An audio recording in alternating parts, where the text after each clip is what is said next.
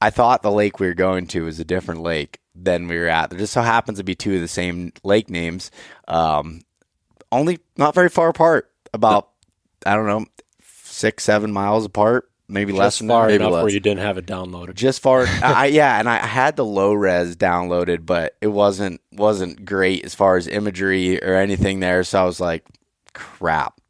I had a GPS, I had Spartan Forge, I had everything you could imagine for mapping for a different area, and I was like, that's a lesson learned there. But and then I was like, all right, well, I don't know anything, but at the same time, it was like, all right, guys came out here years ago without mapping and looking at how to scout this stuff. It's like we were just talking, like, let's find a high spot.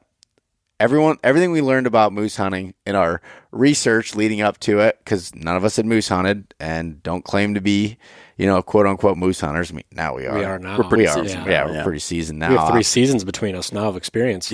Yeah. Yeah. But I was like, so everyone says, try to get to where you can see and just call and sit there. And that's what the game is. There's no use in walking around and doing all that, which it's tough to walk around anyways. And so we found a glassing spot up on the hill. We saw it and we climbed up there, which was about a half mile from camp. And but it's the toughest half mile that I've probably walked in a while, just because walking on tundra is like, if Jack O'Connor wrote it in the book when he talked about walking on tundra, it's like your legs are filled with lead. It feels like, because you're just walking on cushions, like walking on pillows as you're going the whole way up. And we found a really sweet spot that we called home, and I had the Sitka glassing tarp, which they don't make it anymore. I wish they did, because that thing's freaking awesome and it saved us. And we put that up over top of us, and all 3 of us fit underneath it, and that was home. That was home. Yeah, we spent a lot of time underneath that tarp. A lot of time in the rain, too. Like you pointed out, we spent more time in that thing than we did in our own tents, We did. actually. Yeah, we definitely did. Yeah. Yeah, and it's kind of comfortable glassing in the tundra because it is soft. A lot nicer than sitting on a rocky hillside in the high country in Colorado or somewhere, Yeah. Yeah, it wasn't bad at all. Yeah. But then just kind of like talking through the hunt here as we're going through. I mean, the first 6-7 days, we never saw a single moose. Yeah.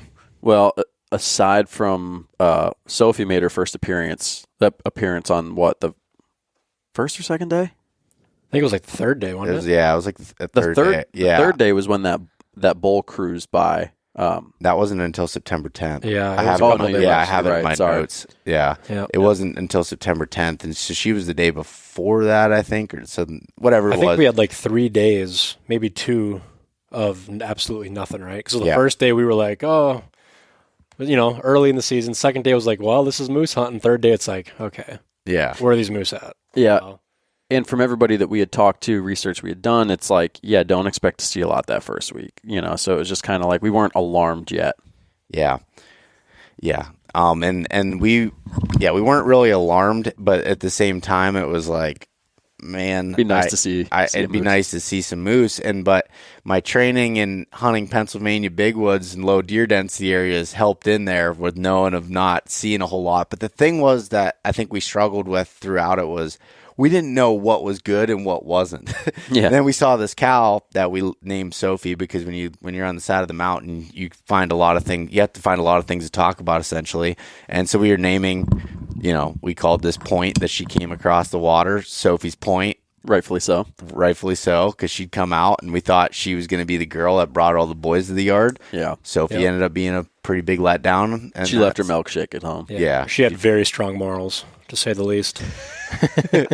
Yeah. Yeah. She let us down a little bit, but nonetheless, just kind of going through, we basically what we do is we'd sit there from first light.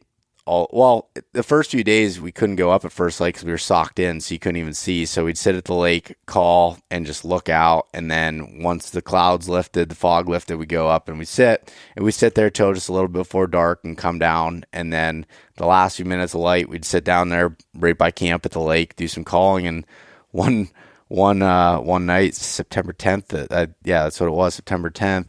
All of a sudden, I heard a stick crack. At the same time, Ethan and I kind of looked in the same direction, and then just heard a bull grunting, and he was freaking cruising. Yeah, we looked at each other in disbelief too. Yeah, like because it was again that was our first. We're pretty deep in the hunt. We hadn't heard or seen of a bull, and like that first grunt, me and you looked at each other like, did we just hear what we thought we heard or hoped we heard? And sure enough, it was followed up by a second and a third, and yeah, he kept going.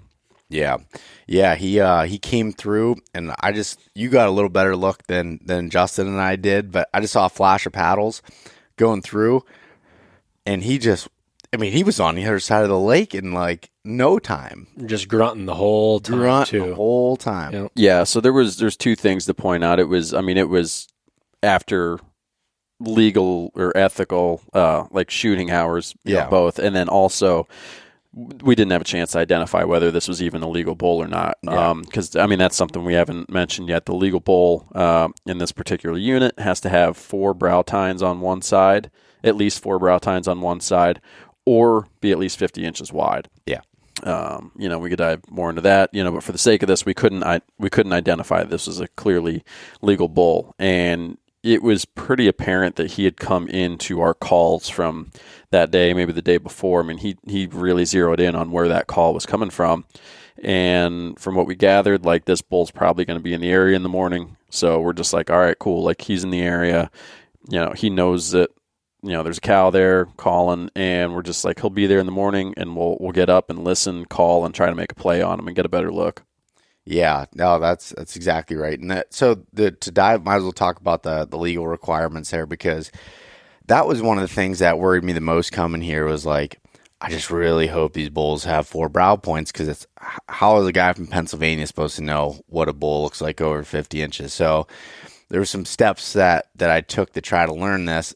I spent a lot of time watching videos and hearing people talk about it, and it's like even seasoned moose hunters struggle with it sometimes, but they're like, oh, between the eyes are average 8 inches, so you can go out from there. If their paddles are lay out flatter, that gives them a little bit more width because their points stick out, and all these little things. And then also I learned from my buddy Gary over at Guardian Precision during the long range course about using MOA, my rifle scope, to be able to calculate how wide something is at a particular distance.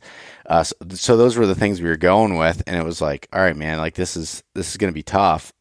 I just really hope he has 4 brow points. And you and I were driving to the airport, and we're like, so have you been looking at a lot of bulls pictures? And he's like, yeah. I'm like, yeah, me too. I was like, do you notice anything in common about the brow points? We're like, yeah, there's a lot of big bulls that don't have 4 brow points. Yeah, meanwhile, like the whole time, people are trying to tell us that there's usually a correlation between like, oh, if he's over 50, usually he's got 4 brow points. And then like we start looking more and we're just like, I feel like we're being lied to. There's a lot of really big bulls that we're seeing with like 2 brows. Yeah, so that was our worst fear, seeing like 60-inch moose and letting him walk because he's only got 2 brows. And everybody says just like, man, you want to shoot him off a brow point. You don't want to guess their width because it's, they kind of all look big. So we were just hoping for 4 brows. Yeah, we were talking to I was talking to even my buddy Adam Grenda, who's been on the podcast before, and his daughter shot a cranker of a moose here a little while ago, and it was 73 inches wide, and it had 2 brow points on one side and maybe 3 on the other. Yeah. And that's just a giant bull. And so for anyone that's listening that's not familiar with moose hunting, they go off of measurements of width. That's how people describe a big bull, essentially. I know there's scores for it, but like mostly you hear people talk, it's like, oh, that's a 60-incher. That's like how people describe whitetail in Pennsylvania. Yeah. So it's like, it goes off of width. So that was, and that'll kind of lead into, I think we maybe had seen another cow after that way off, a couple days, and then it was pretty slow, and if I'm recalling correctly, it was not until September 14th. Well, the night after we got the glimpse of the one, then that following night back at the lake is when we heard the grunts across the lake. Could be the same bull, and we heard him walking. Mm-hmm. Yeah, but then we had a gap of a few days. Yeah. Well, the night that we saw that bull and heard him that next morning. or next morning. Yeah, okay. but we ended up hearing them then in the evening, then the following Yep. day or whatever. But we heard them, so we're like, okay, what do we do? And the way Ethan and I were working, so Ethan had a bow, I had a rifle, and we just swapped every day who was kind of like the lead person or who was going to make the decisions, who was going to be the final say and get the shot essentially. And so we decided instead of going up to our glassing knob to set up, because he came through once in that area. So Ethan set up there with the bow. I was behind doing some raking, and Justin was there at the first thing in the morning. And then we split up to try to cover. We're like, okay, we know one moose has crossed at Sophie's Point before. It's probably good crossing. So me and Justin went over there. We're watching that. We kind of had both sides covered if that bull were to come back to the direction that he had came from the night before. And it was just a long day of looking at ducks and Swans. Yeah. And that was kind of about it. Yeah, I was so convinced that bull was coming back through that opening. I was too. Yeah.